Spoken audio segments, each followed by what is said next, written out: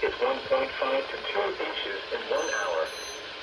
Flash flooding is ongoing or expected to begin shortly.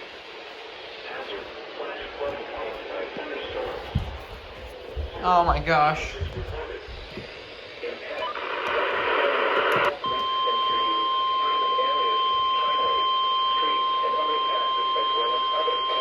Issued at 5:57 p.m. The National Weather Service in Wakefield has issued a flash.